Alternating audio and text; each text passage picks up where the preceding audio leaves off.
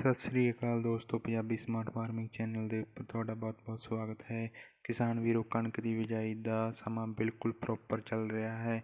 October ਮਹੀਨੇ ਦੇ last ਦੇ ਵਿੱਚ ਪਈ ਬਾਰਿਸ਼ ਦੇ ਨਾਲ ਝੋਨੇ ਦੀ ਵਢਾਈ ਅਤੇ ਕਣਕ ਦੀ ਬਿਜਾਈ ਪਿਛਲੇ ਕੁਝ ਸਾਲਾਂ ਦੇ ਮੁਕਾਬਲੇ ਲੇਟ ਜ਼ਰੂਰ ਹੋ ਗਈ ਹੈ, ਪਰੰਤੂ ਹੁਣ ਵੀ ਪੂਰਾ ਸਹੀ ਸਮਾਂ ਚੱਲ ਰਿਹਾ ਹੈ ਕਣਕ ਦੀ ਬਿਜਾਈ ਦਾ।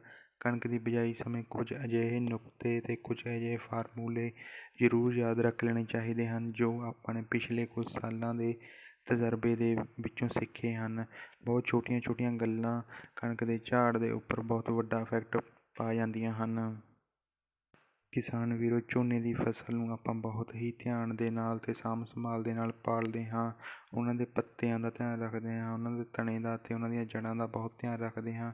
ਪਰੰਤੂ ਕਣਕ ਦੀ ਫਸਲ ਨੂੰ ਅਕਸਰ ਕਿਸਾਨ ਬੀਜ ਕੇ ਇਹ ਸੋਚਦੇ ਹਨ ਕਿ ਇਹ ਫਸਲ ਬਸ ਖਾਦਾਂ ਦੇ ਨਾਲ ਆਪਣੇ ਆਪ ਆਪਾਂ ਨੂੰ ਵਧੀਆ ਝਾੜ ਦੇ ਜਾਵੇਗੀ। ਇਹਦੇ ਵੱਲ ਜ਼ਿਆਦਾ ਧਿਆਨ ਨਹੀਂ ਦਿੰਦੇ ਕਿਸਾਨ। ਬਹੁਤੇ ਕਿਸਾਨਾਂ ਦਾ ਤਾਂ ਇਹ ਮੰਨਣਾ ਹੈ ਕਿ ਵਧੀਆ ਕੁਆਲਿਟੀ ਦੇ ਬੀਜ ਅਤੇ ਵਧੀਆ ਖਾਦਾਂ ਪਾਉਣ ਦੇ ਨਾਲ ਹੀ ਕਣਕ ਦੀ ਫਸਲ ਆਪਾਂ ਨੂੰ ਵਧੀਆ ਝਾੜ ਦੇ ਜਾਵੇਗੀ।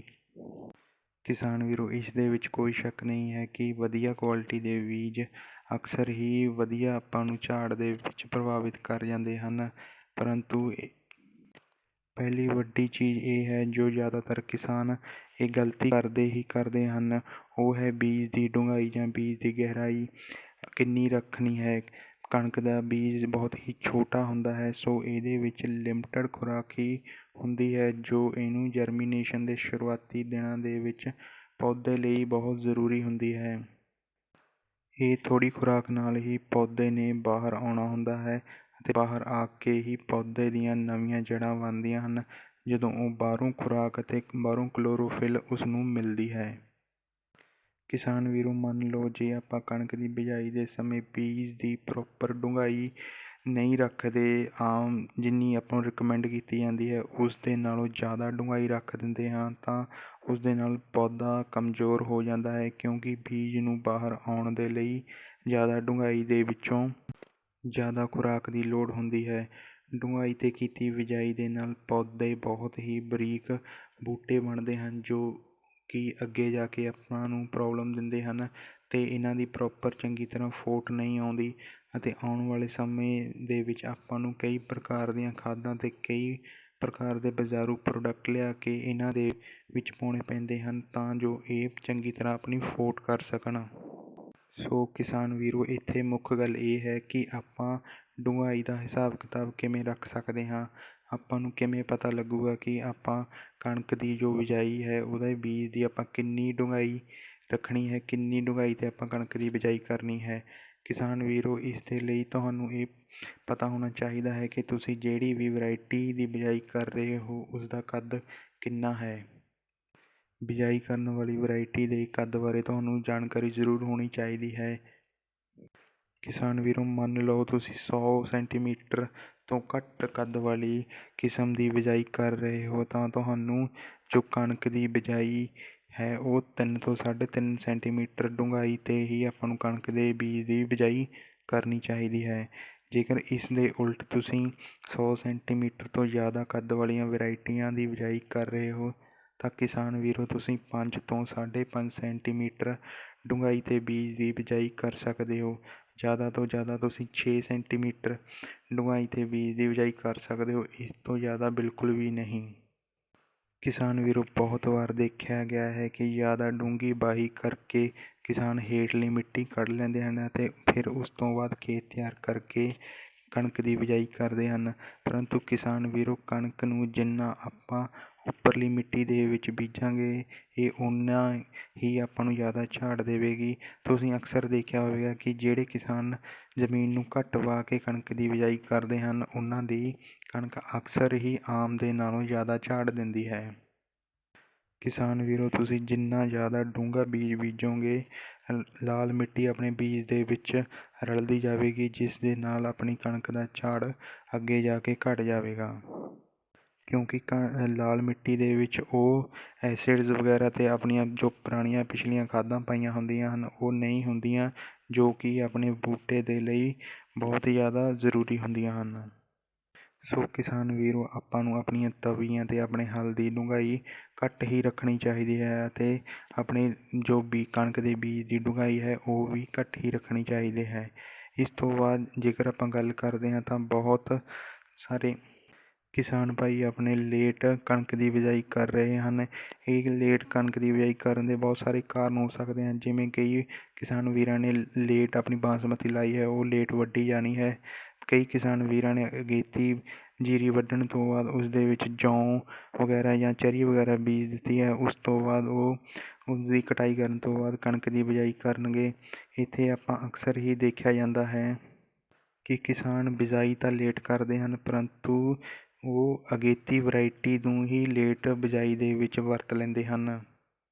ਜਿਵੇਂ ਕਿ ਜਿਹੜੀ ਵਰਾਇਟੀ ਦੀ ਬਿਜਾਈ ਦਾ ਟਾਈਮ 5 ਤੋਂ 15 ਨਵੰਬਰ ਹੈ, ਕਿਸਾਨ ਵੀਰ ਉਸ ਵਰਾਇਟੀ ਨੂੰ 25 ਨਵੰਬਰ ਜਾਂ 25 ਨਵੰਬਰ ਤੋਂ ਬਾਅਦ ਬੀਜਣਗੇ। ਕਿਸਾਨ ਵੀਰੋ, ਇਹ ਬਿਲਕੁਲ ਗਲਤ ਹੈ।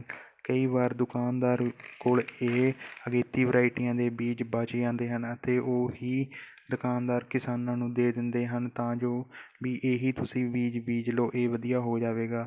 ਪਰੰਤੂ ਕਿਸਾਨ ਵੀਰੋ, ਅਗੇਤੀ ਵਰਾਇਟੀ ਵਾਲੇ ਬੀਜ ਨੂੰ ਆਪਾਂ ਨੂੰ ਲੇਟ ਵਰਾਇਟੀ ਦੇ ਟਾਈਮ 'ਤੇ ਨਹੀਂ ਬੀਜਣਾ ਚਾਹੀਦਾ। ਇਸ ਦੇ ਨਾਲ ਝਾੜ ਦੇ ਉੱਪਰ ਆਪਾਂ ਨੂੰ ਅੱਗੇ ਜਾ ਕੇ ਜ਼ਰੂਰ ਇਫੈਕਟ ਦਿਖਾਈ ਦਿੰਦਾ ਹੈ। ਕਿਸਾਨ ਵੀਰੋ, ਅਜਿਹੇ ਦੁਕਾਨਦਾਰਾਂ ਤੋਂ ਬਚਣਾ ਚਾਹੀਦਾ ਹੈ, ਕਿਉਂਕਿ ਦੁਕਾਨਦਾਰਾਂ ਨੂੰ ਸਿਰਫ ਆਪਣੇ ਪੈਸੇ ਵੱਟਣ ਤੱਕ ਮਤਲਬ ਹੈ, ਪਰੰਤੂ ਉਹਨਾਂ ਨੂੰ ਕਿਸਾਨ ਦੇ ਕਿਸੇ ਵੀ ਤਰੀਕੇ ਦੀ ਪ੍ਰੋਬਲਮ ਦੇ ਵਿੱਚ ਨਾਲ ਕੋਈ ਵੀ ਮਤਲਬ ਨਹੀਂ ਹੈ। ਕਿਸਾਨ ਦੇ ਨਾਲ ਜੋ ਮਰਜ਼ੀ ਹੁੰਦਾ ਜਾਏ, ਉਹਨਾਂ ਨੂੰ ਕੁਛ ਮਤਲਬ ਨਹੀਂ ਹੈ। ਸੋ ਕਿਸਾਨ ਵੀਰੋ, ਅਗੇਤੀ ਵਰਾਇਟੀ ਦੀ ਬਿਜਾਈ ਆਪਾਂ ਨੂੰ ਕਦੇ ਵੀ ਲੇਟ ਨਹੀਂ ਕਰਨੀ ਚਾਹੀਦੀ। ਜੇਕਰ ਕਿਸਾਨ ਵੀਰ ਲੇਟ ਬਿਜਾਈ ਕਰਦੇ ਹਨ ਤਾਂ ਉਹਨਾਂ ਨੂੰ ਲੇਟ ਵਰਾਇਟੀ ਵਾਲੇ ਬੀਜ ਹੀ ਵਰਤਣੇ ਚਾਹੀਦੇ ਹਨ।